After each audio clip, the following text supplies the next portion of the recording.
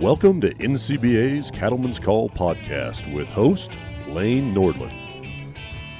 Hey friends, welcome back to more conversations here on the Cattlemen's Call podcast. Lane Nordland, happy to have you joining us here today. And of course, we talk about so many different subjects here on the Cattlemen's Call. Anywhere from better management for cattle nutrition, sustainability, direct-to-consumer marketing, all the way to non-fungible tokens, talking about Bitcoin just a few weeks ago. But one thing that we've always touched upon when we discuss the future of agriculture and just the state of agriculture with many of our guests is labor. And labor is a challenge, and it's especially a challenge as we look at the world post-COVID-19. And I'm excited to discuss how labor is a challenge, but also an opportunity for the cattlemen and women out in the countryside. And so we have a great lineup of guests here today. We have Nick Jorgensen, the CEO and CFO of Jorgensen Land and Cattle out of Ideal, South Dakota, along with Dr. Russell Plaschka. He's the Agribusiness Development Program Manager and Workforce Development Lead at the Kansas Department of Agriculture. So we are going to have these two gentlemen join us here today as we talk about how labor is impacting producers today, but also what producers can do looking into the future about making labor maybe not quite as much of a headache, but as they join us here today, Nick, I would like to first introduce you, of course, out of South Dakota, fourth generation to be a part of your operation, a young producer yourself. Let's just give a quick overview of your background, your education, and also your family operation there in the metropolis of Ideal, South Dakota. Yeah, well, thank you, Lane, and thanks for having me. Like you said, I'm the CEO, CFO, Jorgensen Land and Cattle, family-owned operation. Been in northern Tripp County, South Dakota since 1909. So 113 years, I think, at this point. We've been here. Today, the business is owned by four partners. It's myself, my cousin Cody, my father Brian, and my uncle Greg, are the four owners. We've got 27 full-time employees, and then depending on the time of the year, we'll have somewhere between 5 and 15 seasonal employees. Do quite a few different things here in this operation. Our main line of business is Angus cattle. So we're actually the largest seed stock producer in the United States. We will lease or sell close to 5,250 bulls this year. And so we also farm, which actually most of that is for feed for our feedlot, which houses our bulls.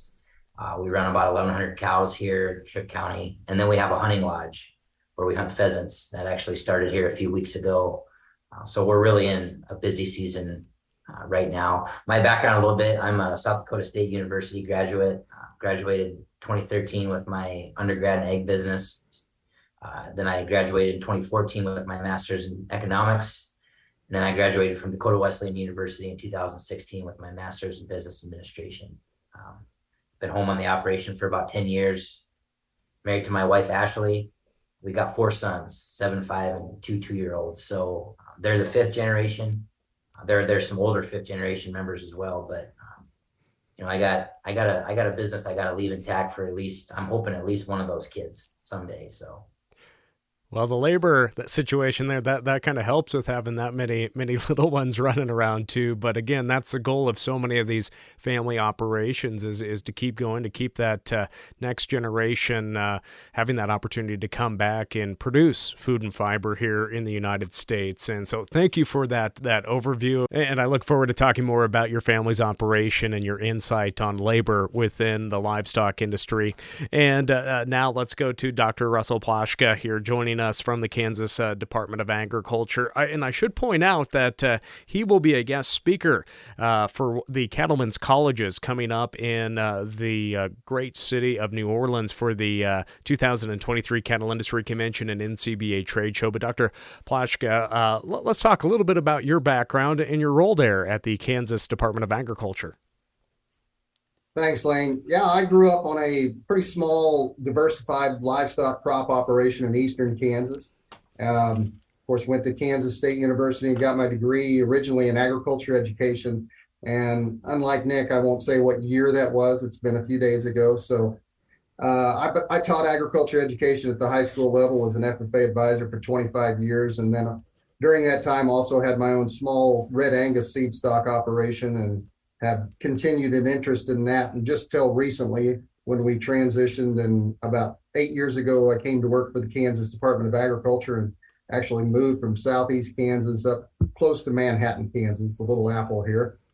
And since that time, I originally started in the workforce development arena and working with business and industry and really trying to create some true connections to the high schools, to the secondary, as well as some of the post-secondary institutions, community and technical colleges, which, through my teaching at high school level, we really don't do a great job of connecting with the high school, as well as sometimes we forget about those junior colleges and technical colleges that are out there, that those are great opportunities and great grounds to recruit some students from. So, I've been in this role now and have transitioned over to agribusiness development, and just recently was promoted to the ag marketing director here at the Kansas Department of Agriculture. So I lead the entire division here at KDA.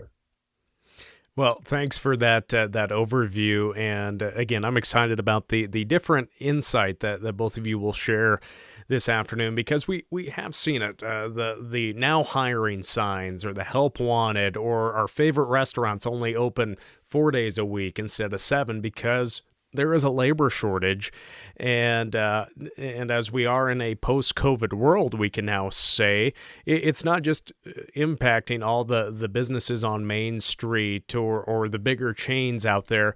It's impacting everyone, including all sectors of agriculture, from the producers in the countryside to the packing plants, all the way around.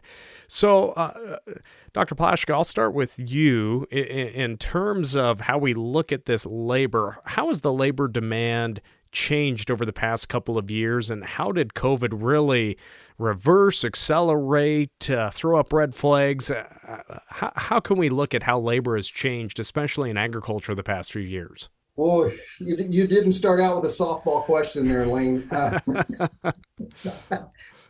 I really wish Nick would have started with this one, but COVID really, it's like you said, the packing industry really in Kansas here, we're home to a large packing industry, as well as a large feeding industry in western Kansas and central Kansas. So that really shined a spotlight on that, the importance of that labor market, and the importance of making sure that we have people in those plants doing those jobs day in and day out. I think on the farm and ranch level, it really, especially the local food movement, really was a lot of our producers. They saw an opportunity there to market their beef in a different way than they had before. I know we worked through a securing a local food grant here in Kansas that allowed a lot of producers an opportunity to expand that business and expand into direct retail marketing. And through that, they also decided, wow, we need some more help, whether that's on the production side, whether that's on the retail side, whether that's helping market these products. So it's really expanded the market, I think, in terms of labor. But the real issue goes back to, like you said, how do we find those people to fill those jobs and opportunities for either out of high school or community or even a 4-year university? And I think it's also changed how people look at, do I need that 4-year degree? Do I need that 2-year degree? Do I need that certification out of a community college? The majority of our jobs in agriculture today, and we just completed a survey not too long ago, and well over 30% still say, I require no degree or certification. I just want a warm body, that's somebody that's willing to work and be there every day. And Nick, you mentioned your operation is a large operation. You have several employees, seasonal workers as well. Have you seen a lot of change in labor, or let's just say turnover, since the start of the pandemic? And what are some of the challenges or growing opportunities you've seen throughout the past 2 years? Yeah, so I'll address the turnover question first. I don't know that we've necessarily seen any sort of increased rates of turnover. It's been kind of a confluence of factors for us here at Jorgensen Land and Cattle, in that our business has grown about 40% since COVID, since 2020. And so, we're seeing an increased number of open positions, but it's not because we've got people rolling out. It's just that, we have 5 new positions and we're only able to fill 2 or 3 of them. Right. And in years prior, I'm just maybe separate from the COVID situation, but you look back, say 5 years ago, it wasn't terribly difficult to, go to a career fair or, run an ad on the radio, run an ad in the newspaper, on social media, and get applicants, right? And you get a decent amount of applicants. Really, in the last 18 months, 12 to 18 months, have seen that fall off in a pretty significant way where, you get social media is kind of is an interesting one, right? We would get hundreds of applicants. Now, most of those were, unqualified or, didn't fit what we were trying to do, right? But maybe you'd get a handful of 5, 10, 15 people that maybe would be a good qualified applicant. We just ran job ad here 30 days ago and did not get a single application. And that's with, we've seen wages go up, the pressure to increase wages has gone up, and we've done that. But it's really hard to be competitive in agriculture. And I don't know how in depth you want me to go here, right? But I think a lot of it has to do with the nature of the work, to be really honest with you, right? Where it's physical, right? You can't do it from home. The hours are not short in a lot of cases. And we've made a lot of efforts in our operation to try and minimize that, treat it less like a life and more like a job, right, for our employees. But even then, it's really hard to compete, when it's a job seeker's market.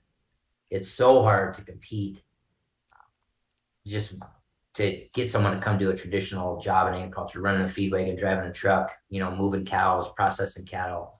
You really just got to keep your nose to the grindstone and always be looking. Well, it's such a challenge, especially in Southwest Montana. We are in Central Montana, but down near Bozeman, Montana State University. In that area, they have Dairy Queen, McDonald's posting anywhere from $20 to $27 an hour.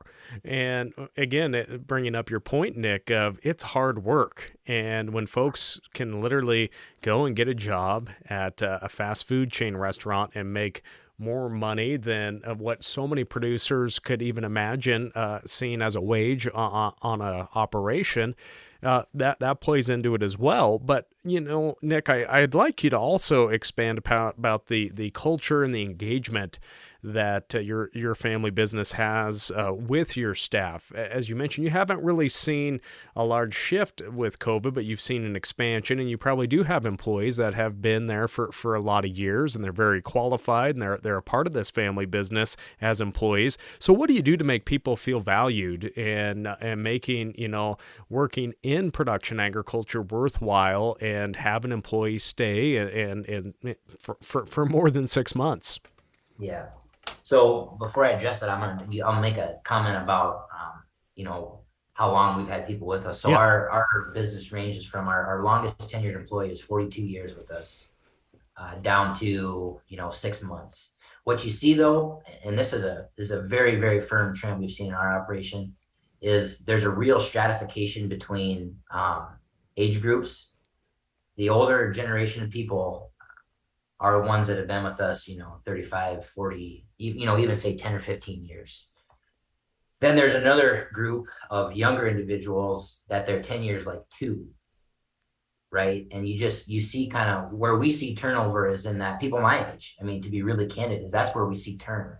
We're not seeing turn in the people that are 40, 45, 50. We're seeing it in that 20 to 30-year-old range.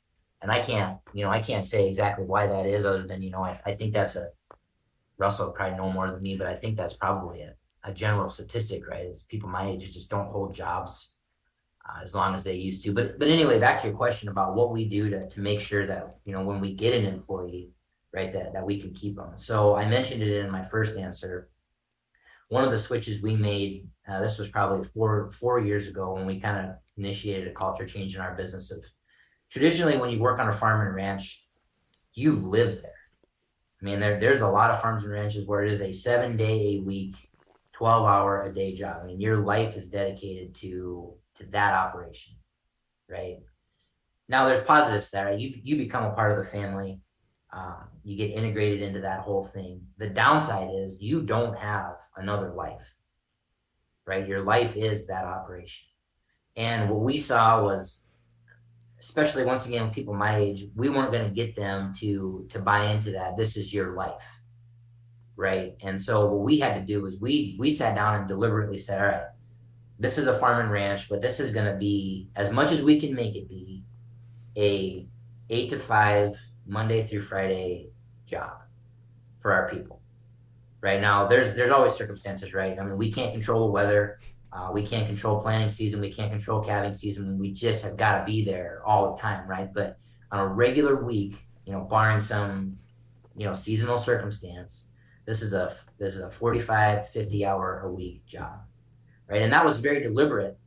And we told our employees, we want to do this for you, not because we want you to work less, because we don't want around and we don't want you to pay you, but because we want you to work less, because we want you to go home. We want you to have a life, spend time with your kids, and go somewhere on the weekend, right? So you don't get so sick of being here that 2 years down the road, you want to go do something else. I've talked to a lot of people applying for jobs here that said, the last job I was at, I didn't take 1 day off. I didn't get 1 day off the 2 years I was there.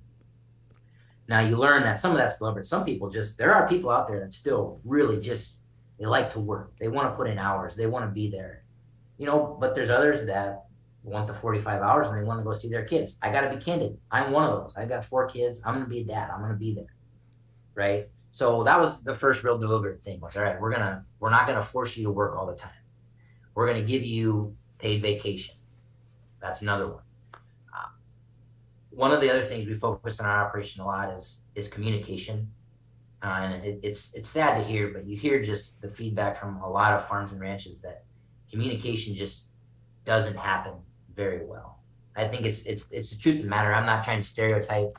I'm sure there's a lot of operations out there that communications is good, but I've heard a lot of stories where, look, I was there, didn't know what I was going to be doing minute for minute or hour to hour, and I had one boss telling me one thing. Usually it was this brother. I had another brother telling me to do something else, and it just caused problems. We focus very, very strongly in our operation on communicating well and having a good organizational structure so people understand, okay, so for example, I'm the CEO. I'm the CEO, frankly, to my dad. Now, there's a dynamic there, right, that is different than a regular CEO, but it's there to imply there is a chain of command. And when you have a problem, this is the person you're to speak to, right? And this is who's supposed to give you orders. Every Monday morning at 7:30, we bring our whole team into our office, and we take an hour to talk about what went on the week before and what's going to go on this week, right? Just so they know they've got direction, right? Day-to-day direction on what's going to be going on. And of course, things always change, right? But I mean, just the simple fact that we're communicating about it in some way makes a big difference. Another thing we do is we're 20 miles from the closest town. We provide lunch for our employees every day of the week, Monday through Sunday, which is actually, we do it so they don't have to pack a lunch or they don't have to run to town for an hour.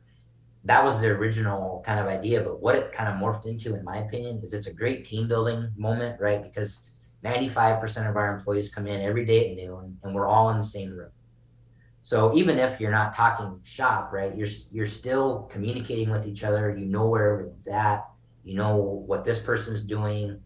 And it just keeps everyone apprised to the entire situation of the operation, right? And I think that helps with the team building and the culture. We also have another thing that we rolled out this year that we call it Pulse Award.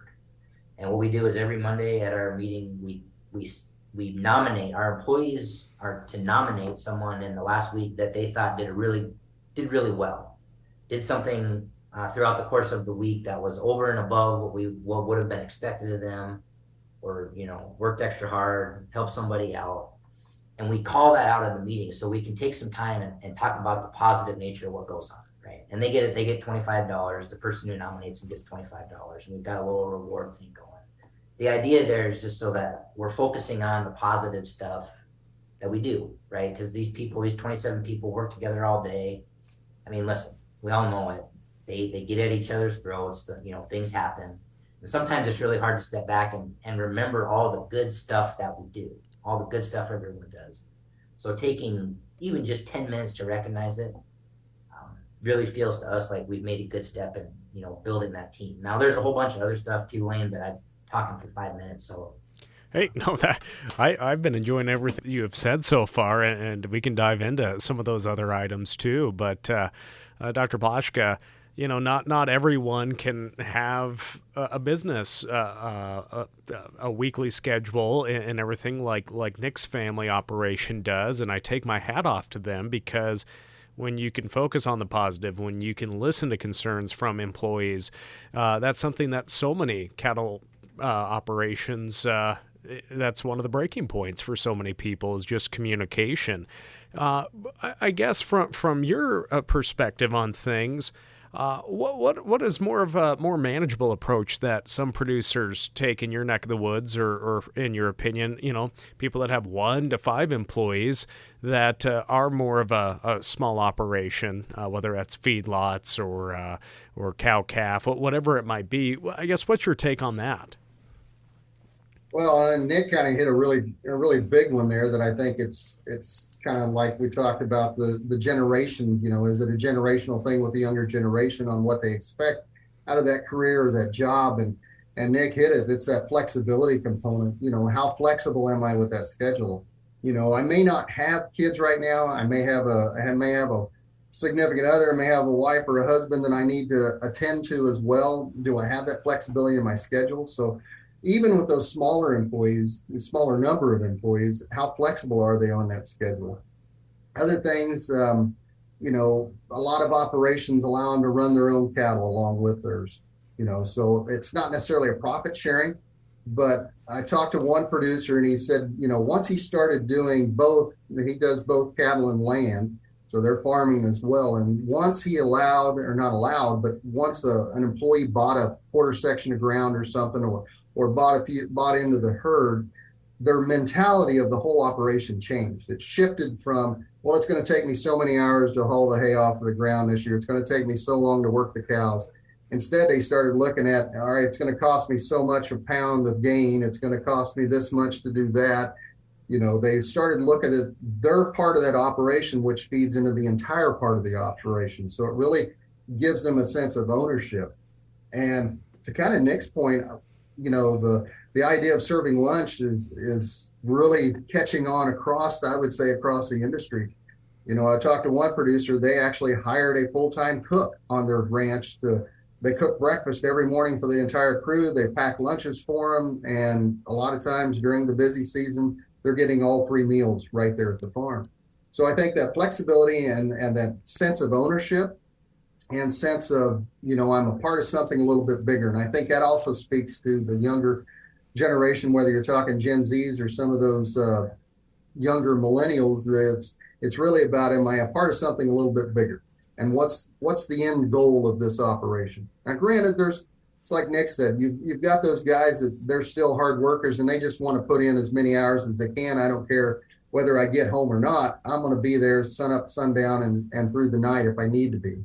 But we really need to attend to make sure that to get those employees, it's like Nick said, so many of these operations, they'll put out help wanteds, and 5 years ago, they'd have 100 applicants, and today they can have it open for 100 days and get 0. So how we're attracting employees has changed dramatically, and where we're looking for those employees are changing dramatically and changing almost daily, so to speak. So what are some of the more proven, again, Nick pointed out that you could run an ad on radio or social media, and this has all changed.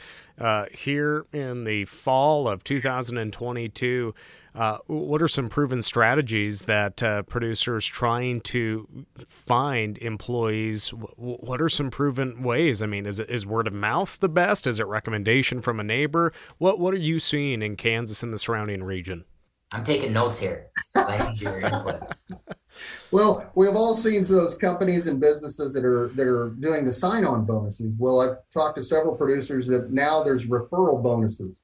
So if you refer an employee and they hire on and they're there for, a few weeks, 60 days, 30 days, whatever the case may be, not only does that new employee get a signing bonus, but you're going to get a referral bonus. And it's a lot of times a matching bonus. So they're looking at that as probably, you said it, word of mouth, your best advertisement is your current employees. If they're happy, they're going to talk about how great a place it is to work, how great the culture is, how great the people are, the benefits, whatever the case may be. They're the ones that's really going to promote your business.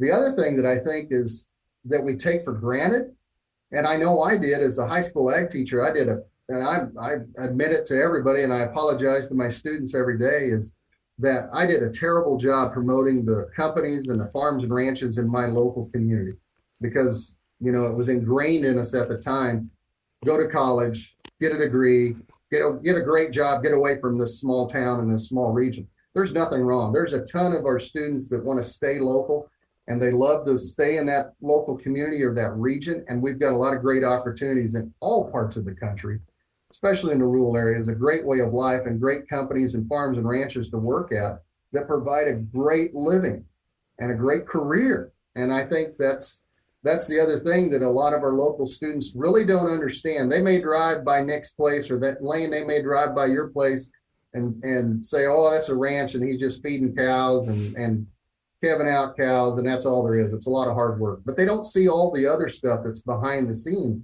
especially with our larger operations. They don't understand the back office operations that's happening, whether it's human resources and accounting and taking care of that. If you're a seed stock operator, the amount of marketing, and whether you're putting together a yearly sale or several sales and building that catalog and working with all the customers, all those other jobs that they may not understand.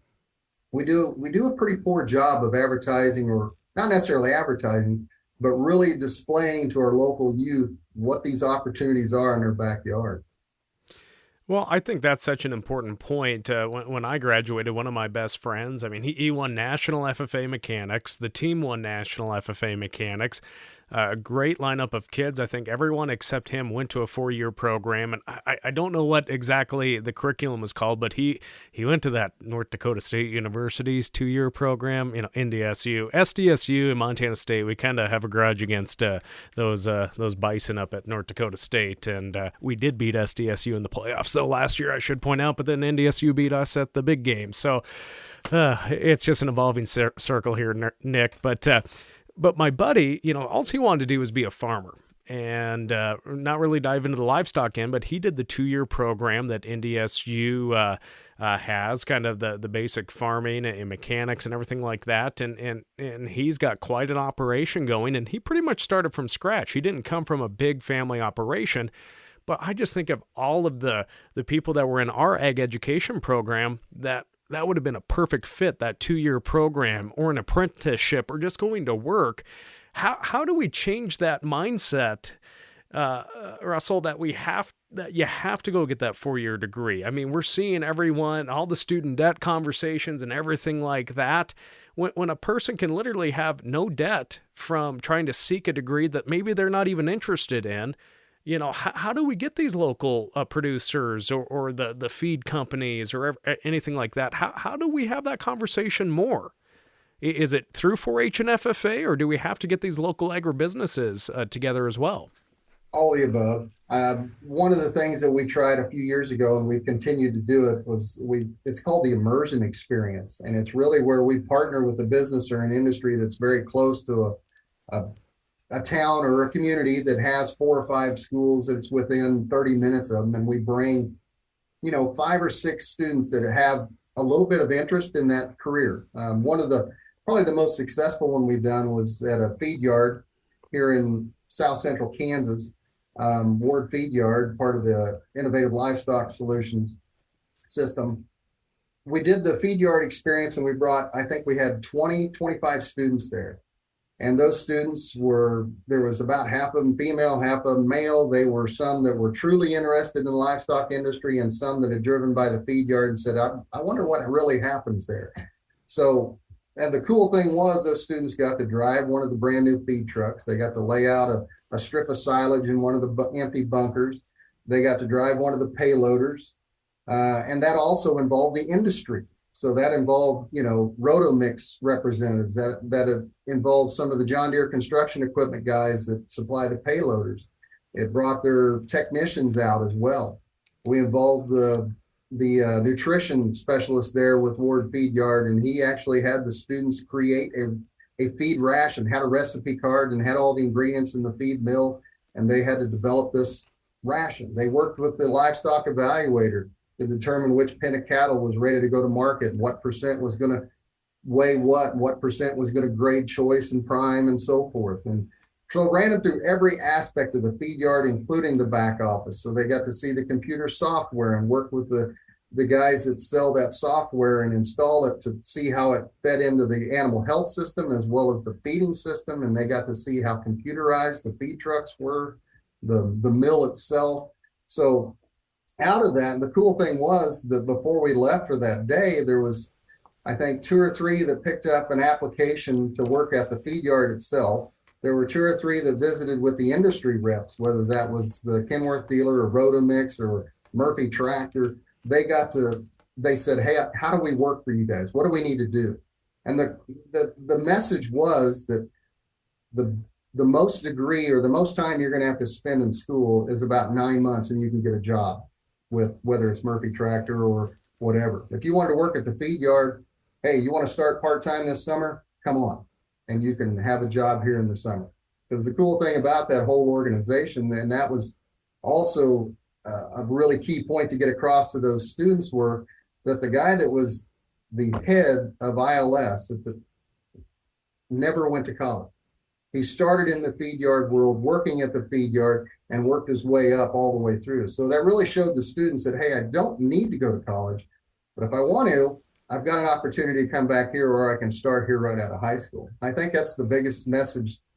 And also to include the decision makers, whether that's the school counselor, the school principal, or whether that's the parents.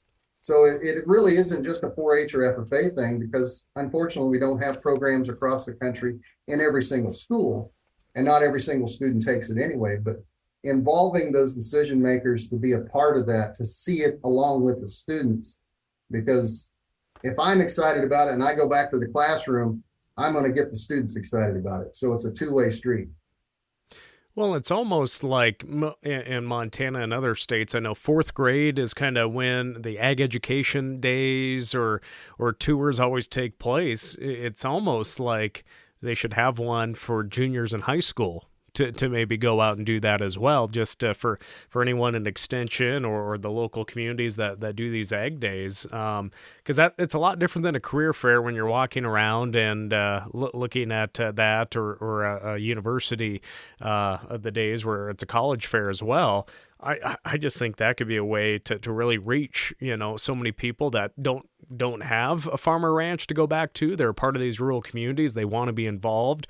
But Russell, I want to maybe ask, obviously, and I really like that you refer to Gen Z as well, because Nick and I everyone calls millennials, this latest generation, Gen Z, they always get called millennials, and we get the blame for everything that they're doing. We're in our 30s and 40s, the millennial crowd here, so I really take my hat off to you there, because, we were the generation that still had the internet noise, so I appreciate that. But kind of going back to that point of that Nick was making, that this younger generation, they want that flexibility.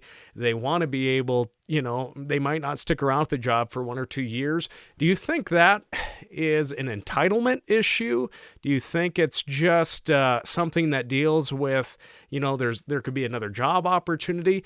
Or could that be like the generation that my dad came from? The 80s were so tough, and we were told that the generation, and you're probably in that same boat too, it's just like, go get an education, because there's not, you can't make a living in agriculture.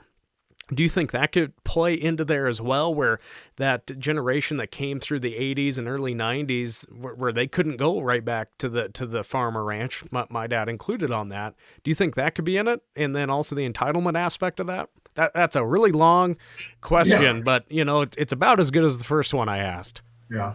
I think about that a lot, because it's like you said, I was a product of the 80s. I graduated high school in 86, and my counselor thought I was crazy as heck to want to be an ag teacher, to stay in agriculture, because there was nothing more that I wanted to do was to go back to the farm, but there wasn't enough room for me on the farm.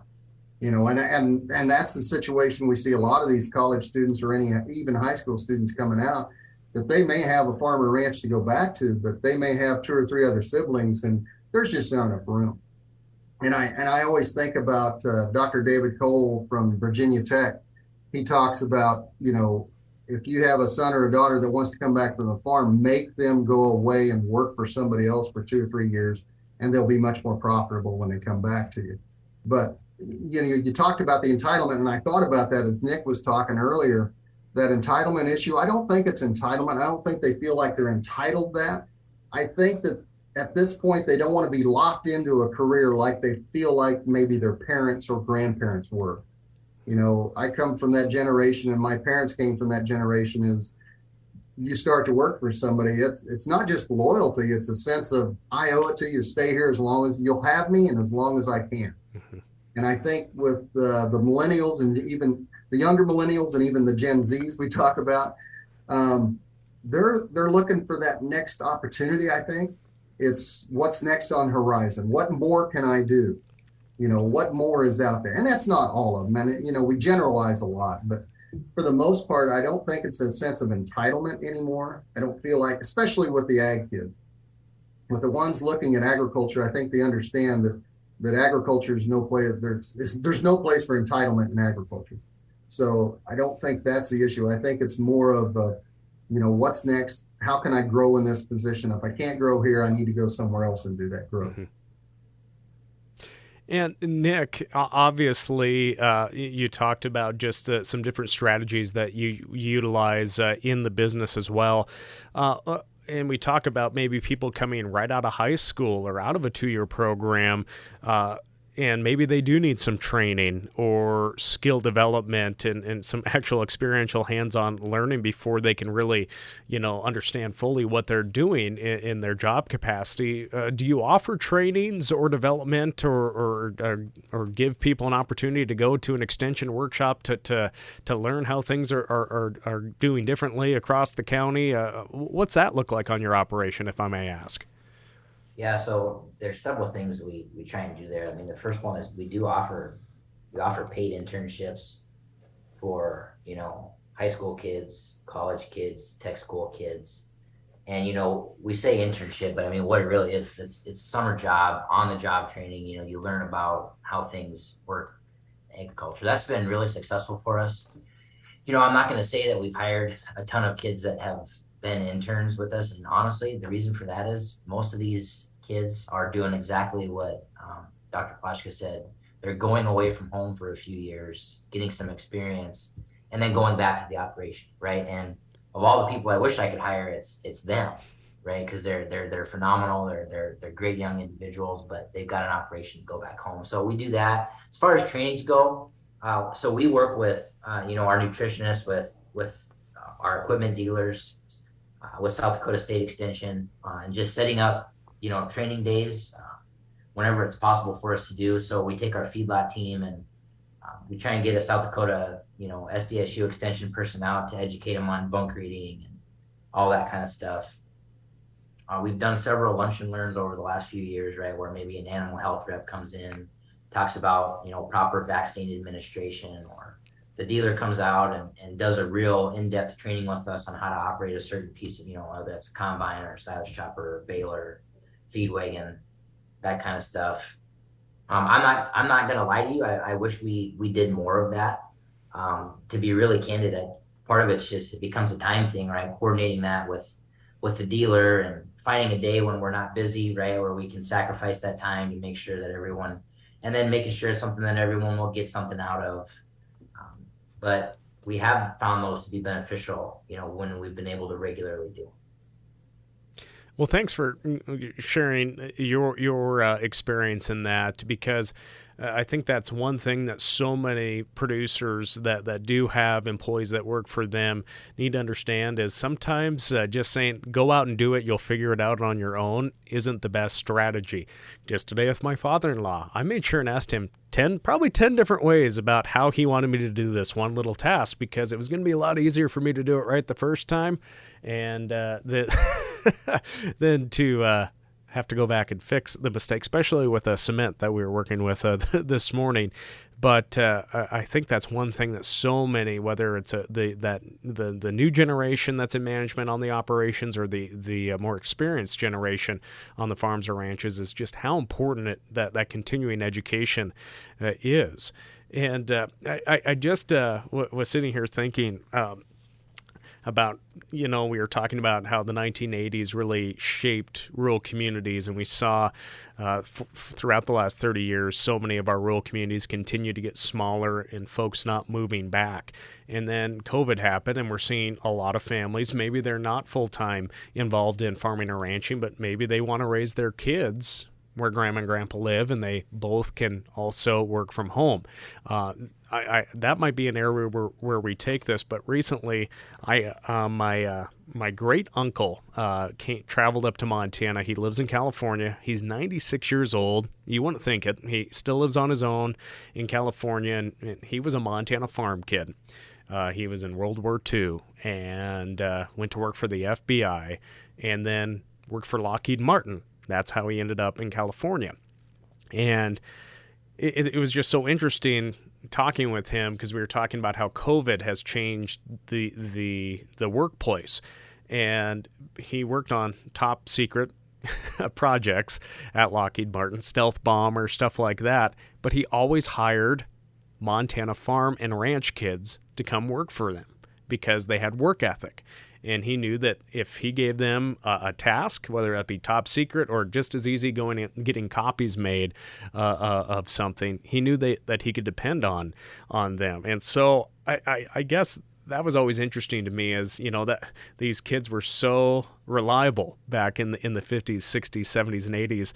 And we were sending off our best workers to go work for these companies, but it's because they learned how to work. And Uncle Billy was talking about, he goes, man, I just think at this time of the year, all the thrashing machines would come through and we'd be harvesting wheat. And we look at how much agriculture has changed, but our workforce and the way we work has changed so much.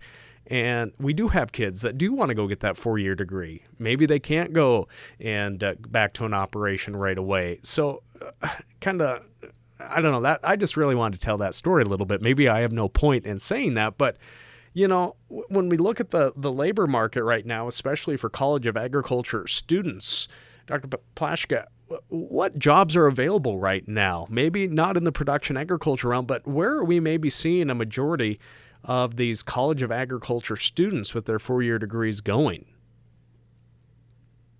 Well, there's still the traditional jobs that we typically associate with agriculture. I mean, there's tons of sales jobs, and whether it's in the feed or whether it's in reproduction, and we're seeing a lot more of that, especially on the reproduction side, with the explosion of beef on dairy, with the embryo transfer.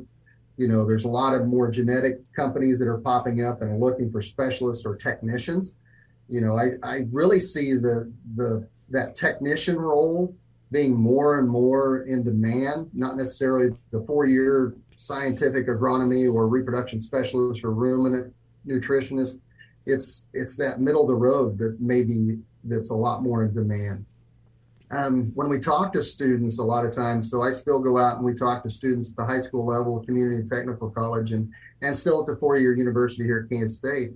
And we talk to some of those College of Ag students. Probably the most popular careers that they want to go, or the reason they're at college, is want to be a veterinarian. Everybody wants to be a vet. They want to go into ag education or extension work, or they're going back to the farm. And that's the goal, is to get back to the farm. And again, we've already talked about that issue of going back to the farm. But the job opportunities are still endless. And, we could name a bunch of them, but there's still the traditional ones. We think of finance, we think of economics and analyzing the data. There's a ton of opportunities with companies looking at the agricultural space and expanding into that agricultural space with the amount of data. So when we think of data analysis, the layers upon layers of data that we compile, even in the livestock side, we know that the agronomic data is there, but now they're seeing more and more application in the livestock side. Whether it's genetics or reproduction or range management, whatever the case may be, the opportunities for that analytics of the data and how do we use that? How do we make it profitable for the producer as well as for the consumer? And how do we tie it all together from pasture to plate? That the explosion in that market is almost exponential right now. I mean, there's so much interest in how do we handle that data, and how do we market that data and sell that data to a way that it really helps everybody along that value chain. No, definitely. And as I mentioned, COVID, I believe, has changed that dynamic of where some people can work. That's one reason we were able to move in the last year to our own homestead, be not too far from the in-laws. Both my wife and I work from home. Does that work well some days? No, not really. My wife wants to hit me with a frying pan half the time when I'm interrupting her work. But, for us, it was a goal to get back and to be able to do chores, to be able to be pouring cement pads for water tanks as, just believe it or not, it's a stress reliever for me when I'm not on air doing ag programming. But that we wanted to do that. But sometimes it's tough to be able to make that move for so many youth that are just out of college. And I guess what entices young people to come back to these rural communities and to be involved with farming and ranching? I guess we could ask that in two ways. And I want both of you to answer, to have a shot at this, is how do we entice a young person to come back to a farm or ranch? And how do we entice a couple, spouses, to come back to a farm or ranch? Because that's two different scenarios, in my opinion. Yeah. So, I think ultimately probably the attraction, back to agriculture. And I guess I'm speaking specifically about maybe an operations perspective, right? Like actually running equipment, driving truck, moving cattle.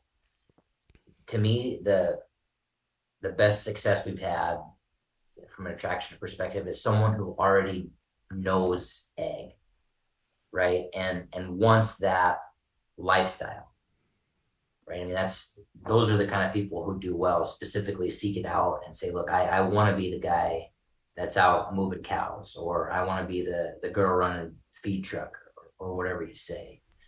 And so you obviously can offer that experience intrinsically, right? But then what makes it better is when they come into the fold and then understand, look, I didn't just come to a farm ranch. I came to a place that's kind of a community, right? I have friends here. They treat me well. I'm not just an indentured servant to them, right? And that's the best luck we've had with an individual. Now, a couple is a little bit different. I think what really is required is not only a good place to work, but a strong community outside of work, right? Like they need to want to come back to Winter, South Dakota and have a good grocery store and have a good school and a good hospital. And then, another one I wanted to mention while we were talking today was housing. Housing is extremely, extremely difficult right now. As a matter of fact, to be really candid with you guys, that's our number one problem. I can grind and we can find applicants. The showstopper is always, I need a place to live. And, a lot of these people just, they're young enough, they're not credit worthy. It's hard for them to get a mortgage. Houses that are for rent are extremely expensive. And that's what stops the deal is, hey, I've got a family, I've got 4 kids, I want to come to the community, but there's nowhere I can rent that's affordable or that I'd want to live in. And then it stops the deal. You're not going to uproot your family unless you know that all those boxes are checked, right? And in our part of the world, we've got a good community. In Winter, South Dakota, we've got a good hospital, we've got a good school. There are plenty of off-farm jobs to be had. You just need somewhere for them to live, and that is really difficult right now. Yeah, I would definitely echo what Nick said. I was remiss not bringing up housing before. I'm glad you did, Nick, because that is the number one issue outside of finding workers. That, in Kansas here, we've got Hillmar Cheese Company that'll be coming into Dodge City in the next couple of years, and some of the dairies that are expanding or moving into Kansas, a lot of the dairies are already figuring it into their construction budget that they're going to build housing or apartment complexes in some of the small rural communities because the housing is just not there. I mean, we've been very fortunate in Kansas to get some housing dollars. And so a lot of rural communities are starting to refocus again on housing. It's always been an issue, but now there's some dollars freed up to do that. The other part of that Nick brought up, I totally agree, and just want to echo and emphasize that being a part of something that's bigger than just a job, that I'm not just going to work. I'm enjoying going to work because it's a great place to work. It's a good family. It's a good company. It's a good culture.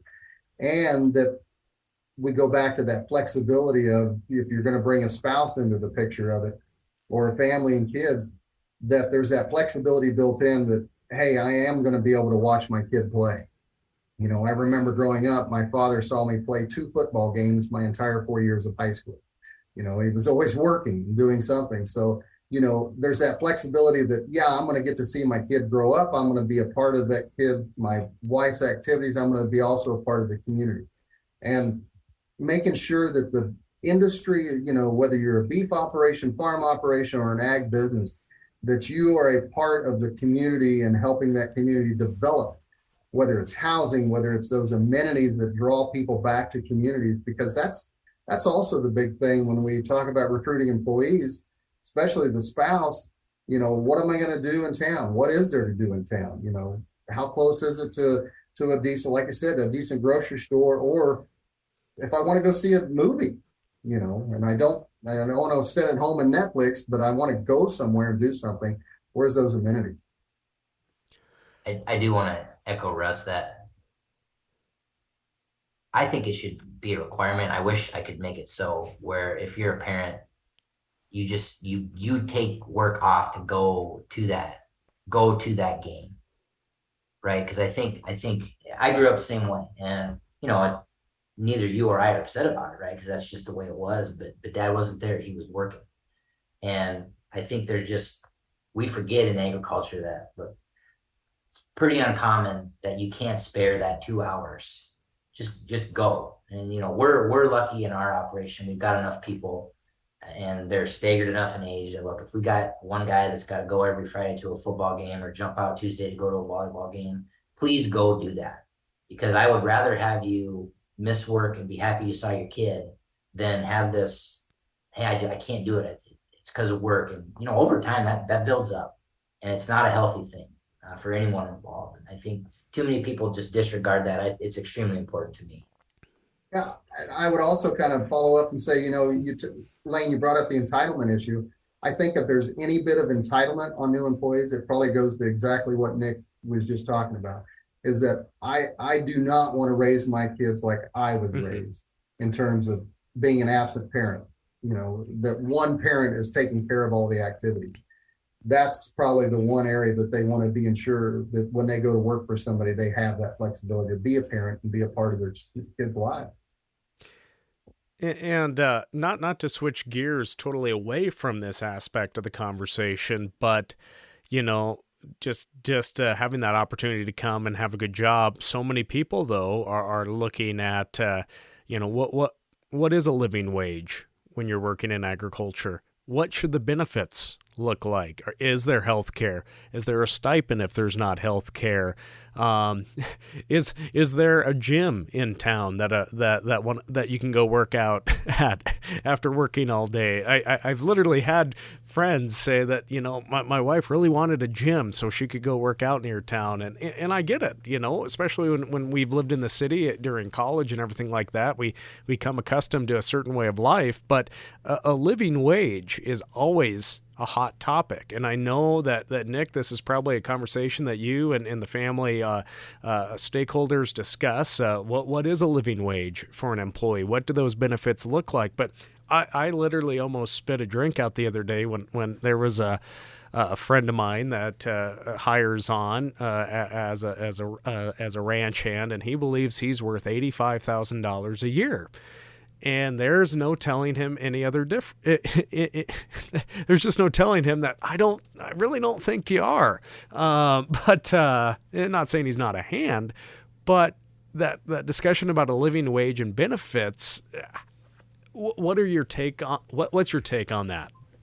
If I could give mine, and this is probably going to spin into a question maybe for Russell here just a little bit, but you know, we run into the same sort of questions, Lane, right? And believe it, I'll share a little bit of backstory. So our operation, all of our employees up until this year, they were salaried. And the idea was there, slow time, fast time, no matter what, you could just count on, all right, this is what I'm going to get paid. Well, what we were finding was that just in this new market, that just wasn't attractive to a lot of people, right? Because they do math back, right? And then they start figuring out what they're making per hour. And then, they realize it's not competitive. So we switched, which did lead, probably in our payroll, probably led to, I'm going to guess, somewhere between a 20 and 25% increase for about all of our employees, just, switching to hourly and paying what we thought was a good, fair wage. But one of the things that I have at least noticed is with people my age specifically, and we don't have a lot of, married with kid individuals here, to be very candid, benefits don't mean a whole lot. What we end up talking about at the end of the day is what did I take home cash, right? So we offer benefits. Don't get me wrong. We'll cover the insurance premium of the individual that works for us. We'll match HSA, $200 a month. We'll do retirement. We give them, they get lunch, they get 10 days off. There's all kinds of opportunity there. But ultimately, those discussions go back to what am I taking home on the paycheck? And I think the issue there is probably partially our fault, right? I'm not communicating that value more, right? But it's what I see versus what is actually there, right? I don't see that premium. I don't see that health insurance premium that I'm not paying. I don't see that receipt, right, for McDonald's for lunch. I don't see the fuel receipt. I don't see the tire receipt. And so we end up just competing on, we have a lot of employees that frankly just don't want benefits and don't ask for them. And we don't get a lot of value from them. And maybe that was kind of phrased as a question to see if our experience was congruent to other things you hear, Russell. But it's been an interesting dynamic. Oh, I would agree. The younger the generation, the less they think about benefits. I know when I first started, I didn't care about benefits. I was a single person. What did I was healthy. And I think about my own kids that are right out of high school and starting into the career. They're the same way. Benefits aren't a big thing to them.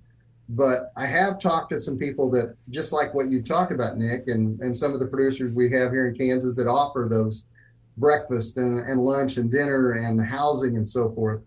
So it's just like when you start with a business, you have your basic salary, your base salary, and then they also have the fringe broke out as well. And they show us, when we start with an agribusiness, this is what your base salary is going to be, but this is what your benefits, your healthcare package and everything else. This is the dollars that you're getting via that. So I have heard a lot of producers saying they're breaking it down and showing their new employees, because we're giving you breakfast, lunch, and sometimes dinner, and you're getting this house, this is that extra $20,000, $30,000 a year that you're not having to spend, that you're basically getting as a part of your salary as that fringe benefit. So they're talking to them about that. Some of the, and I know you just went off mute there, Nick, but I had one other thing to kind of put in there that some of the things that we just completed a survey, and over 80% over the past 2 years have increased their hourly rates anywhere from $2 to $5 higher over the past 2 years, just to keep employees and to attract new employees. And that's, I would say, some cases might be on the low end. So, and the other ones, that some of the main benefits that we saw that have been added over the years, over the past 4 years, a lot more flexible work schedule, which we've covered a lot, performance-based increases, and also bonuses. And that could be on, I heard one producer say that in the spring when they're calving, they offer a calving bonus. If they, hit a certain percentage, they're going to get a bonus on that calving bonus. So, and as well as even reproduction, when they're talking about AI crews and so forth, the conception rate bonuses. And then, of course, paid vacations, and which a few years ago, it was kind of unheard of in agriculture that anybody got a paid vacation. Now that's another added benefit. I was going to ask Lane a question there. You mentioned your friend who wanted to be a ranch hand and make $85,000 a year. did he go and get a 4-year degree? No. Yeah. Okay. Well, I was assuming the answer was yes, because I think one of the things we found over time is we have a harder time with individuals who went to a 4-year school and then come back and just get an operations job. And the answer to the question is, listen, you're frankly overqualified. You're overqualified, to be an individual sitting in a feed truck or moving cows, assuming that you actually got value out of the degree, right? And your peers are probably going out and working for a bank or an equipment dealer as a salesperson and might have the opportunity to make that. Mm-hmm. But to say that those should be on the same level footing because of where you see other, you just got to understand it's a different job. It's a totally different job. My opinion is, here's what it comes with. On an operations perspective, right? It comes without stress, right? You don't have, there's not a lot of requirement there. You know what I mean? I mean, listen, hey, there's still stress. Hey, we expect, certain amount of calves to be alive and stuff like that. But, you don't have the added responsibility of worrying about a balance sheet or meeting a sales budget or balancing a checkbook, that kind of stuff. And I'm not in any way trying to degrade a certain kind of position, right? But there's value in every position. This is, hey, you got to do a job and you got to do it right, and we need you to do it right every day. And that just, in my, there's equity there. The trade-off is you don't have as much to worry about when you go home. Talking about wages again, there's so many producers out there that have a mindset of, well, this is what I paid employees back in 1978, in 1984. Nick shaking his head, put his hands on his face. We know there's a lot of producers out there that think that a person can make a living on $1,000 a month, pre-tax. And there's also workers out there, day riders, up in our neck of the woods, that there's producers that still think $75 is enough to have a guy come and do some day riding for them. And when you pencil out, and I've seen a lot of discussions on Facebook about how a lot of these cowboys that day ride, how $100 or whatever doesn't pencil out when they're driving the distances they do. But there's another aspect of that where they could be riding a colt that they could sell for several $1,000s down the road. I don't want to go down that lane, but back to the point of producers that think it's 1984 and wages need to be the way they are. What, Russell, how do you approach that? And what do you hear from people in your neck of the woods on how to have a viable future in agriculture? You do have to have a livable wage. And again, it's a little bit of hubris when we talk about my acquaintance who wants $85,000 to be a ranch hand. But how do we relay that in today's terms that a livable wage is needed? I don't know whether I have a good answer for that, honestly, Lane. Nick may have a good answer on that, but it's tough to talk to producers, because when we talk to producers, and I ask them, I said, so what are you starting your employees out? I've got a lot of producers that are still starting employees out at $9, $10 an hour. And in our area, that's pretty low. And Nick, I saw your eyes bug out there. So, but at the flip side, I've got some producers that say, we're starting our employees out at 15. That's just, they've got to start somewhere, and 15 seems like a pretty good number for our area. But trying to convince a producer that, it is not 1984 anymore, and that's the way we've always done it, and I'll find somebody to do the work. Well, they may find somebody, but the quality that they're going to get is exactly what they pay for. And I think that's probably the biggest thing that we try to talk to them about is you're going to get exactly what you pay for. And a lot of the people coming out now may not have the great ag background that we had growing up. And when I talk to groups, that's one of the big things that I talk about is the good old ag kid is not out there anymore. There's not very many good old ag kids that you can hire. If there's a good old ag kid in college or community college or coming out of high school, he's got an operation to go back to. You're not going to get him away from the farm. So how do we attract and encourage those that are interested in agriculture to understand what agriculture is and understand the different jobs and opportunities there are, and then have the patience and the time and the resources to train them like you need them to work. Nick, what's your take?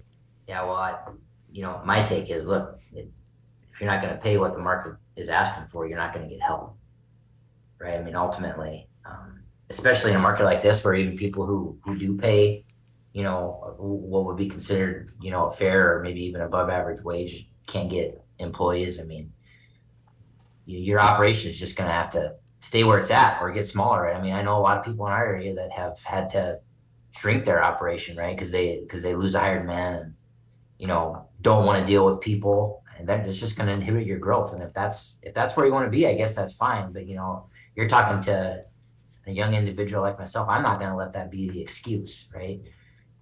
If we need people, we're just going to do what the market tells us to get people, right? And this is maybe a slight diversion, but one of the things, very candidly, we've had to do the last few years is start using the H-2A program. I was going to ask that. Just simply because, right? I mean, you have 5 job openings. I'd love to hire a local person for all 5 of them, but when I can't get applicants, I got to go somewhere where I can get applicants, right? And so, we've used the H-2A program as a nice way to handle that seasonal labor. And I don't see that going away. As a matter of fact, next year we're going to double the amount of H-2A workers that we get, which leads us to a lot of things. I mean, it sends us down the path of having to have housing, having to have vehicles, which, most operations are probably going to start doing anyway, like was mentioned, larger operations. But it has been a nice outlet for us because you don't have an issue finding applicants there. Mm-hmm. You really don't. And it's more of an issue of the process of getting those H-2A workers, and especially during COVID. Yep. Making sure the embassies were actually open and they could get their interviews instead of being scheduled 180 days out, and that's way past the time you need it. And it doesn't matter where we're at in the United States, H-2A is becoming more and more popular. I know here in Kansas we've got a lot of custom harvesters, we've got a lot of producers that are using H-2A now that never did before, and everybody is.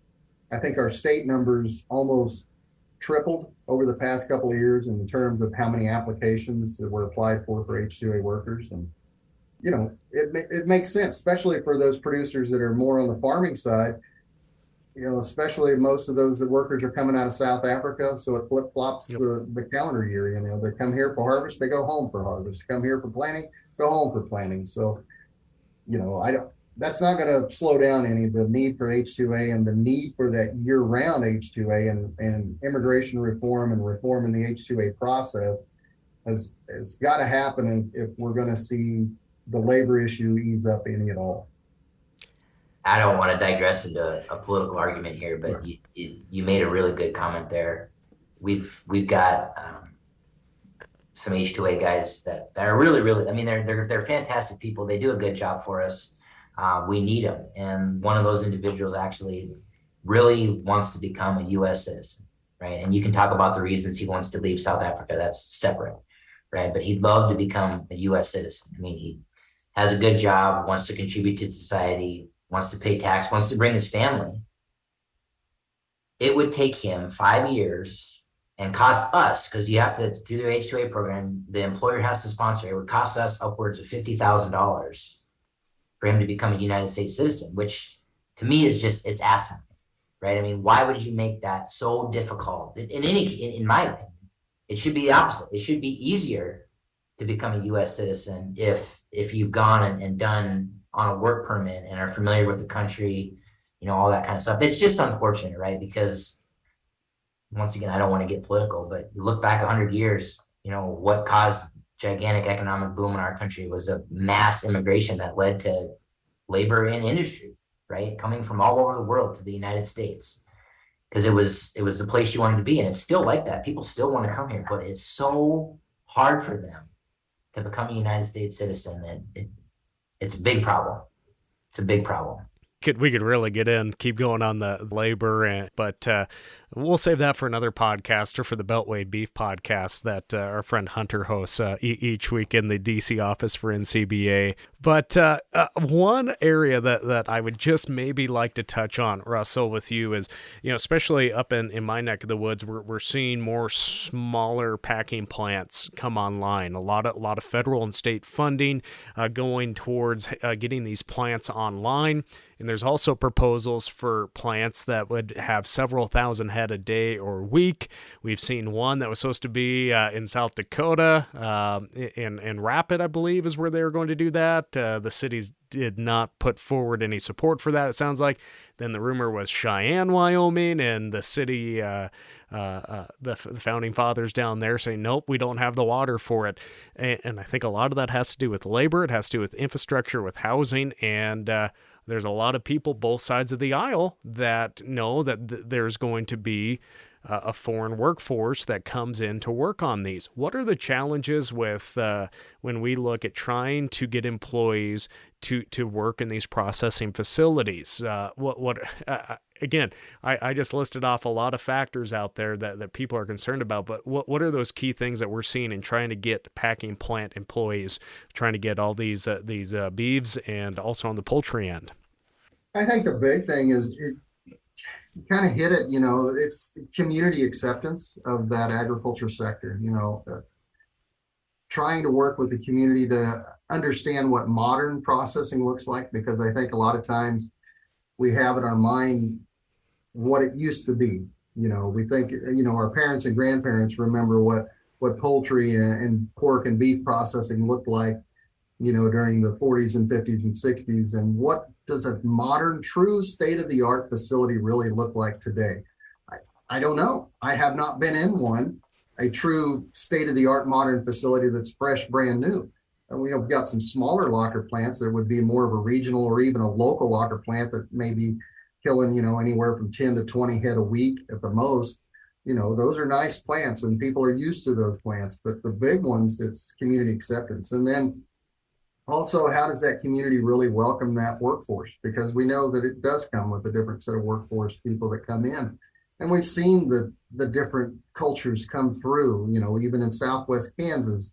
During the late 60s and 70s, we saw the migration of Vietnamese coming into the Southwest Kansas, and then the more Hispanic populations, the Latino populations coming in to fill those jobs. So it's a change of culture. And it's also, how do those communities work with those cultures to embrace them, to include them, to provide a space for them and embed them and integrate them within the community, and work with your founding fathers, as you mentioned there, Lane. How do you work with that steadfast culture that's been there forever to understand that it's going to take everybody to make the whole engine work and move forward?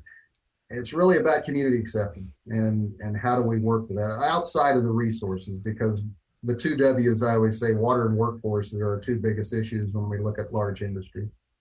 Gentlemen, we've been talking just over an hour and 14 minutes. It doesn't seem that long.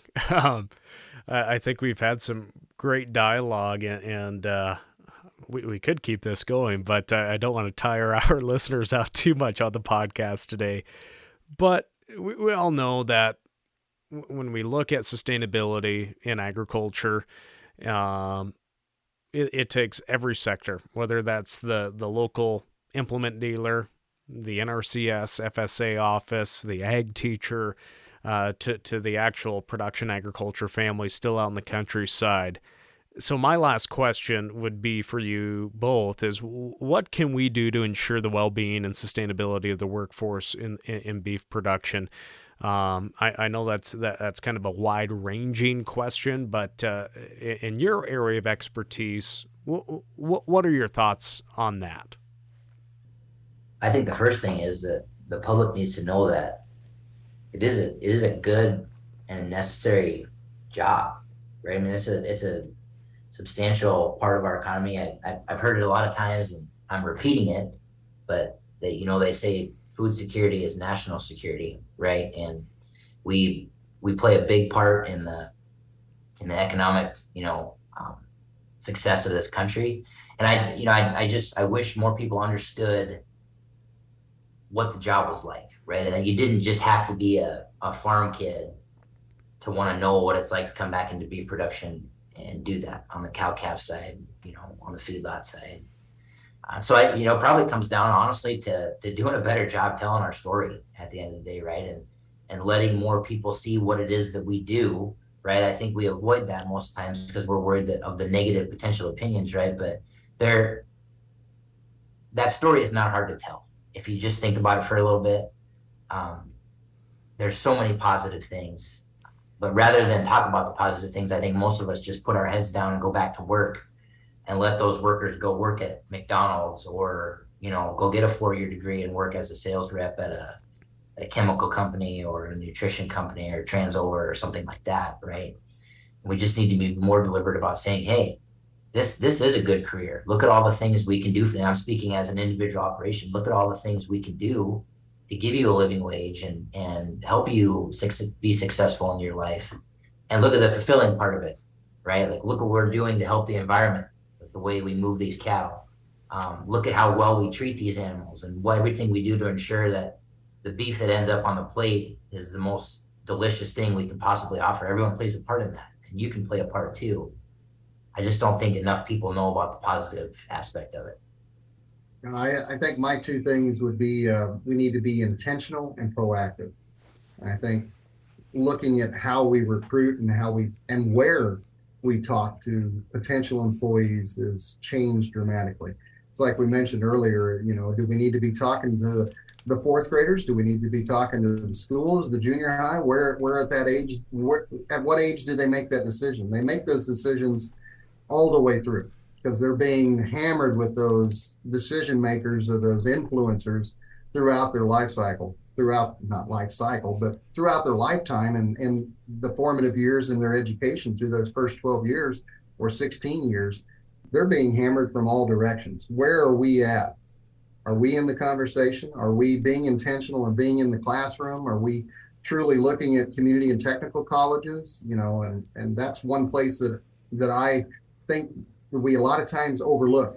I feel like we do in Kansas anyway, because I think back to a lot of the fellow classmates I had going through community college. They were there on a livestock judging scholarship, a meat judging scholarship, or a rodeo scholarship, and that's the only reason they went to community college. So they could continue that sport for another 2 years. Mm-hmm. And then they left and they went to work wherever they could. And I think if we would be more intentional in getting into spaces and talking to those students that may not come from a true ag background, but have an agricultural interest, and really talking to them, like Nick said, and telling our story very intentional and proactive to audiences that we typically have not spoken to, and telling that sustainability story of agriculture and beef production, and really talking about the great opportunities we have in agriculture in their own backyard. So, can I add just one more thing, about being intentional, Russell? I appreciate that comment. I think one of the things that's difficult, especially like when we talk about getting labor down to the farm and ranch level, think about the competitive environment there. Like, all right, so I'm John Deere. I've got a whole department of people that specialize in going out and going to career fairs. And I have brand recognition, and I can go to the high school. I can set up a program. It's really hard for a farmer to compete with that. Like, for me to go in and have brand recognition at a technical college or a 4-year college or a high school, maybe local we do, but to have the benefit of a large organization behind you that has resources is really difficult. So it'd be interesting to talk, and I don't know if NCBA plays a role there, or if, state level organizations play a role there about how do we direct people's interest back to actually going to the cow calf part of the sector, or the feedlot part of the sector. I'd be interested to see how someone would want to tackle that, because I think that would make a difference too, rather than just expecting the individual farmer rancher who really doesn't have the capability to do it to go out there and source, and create that buzz and source those candidates.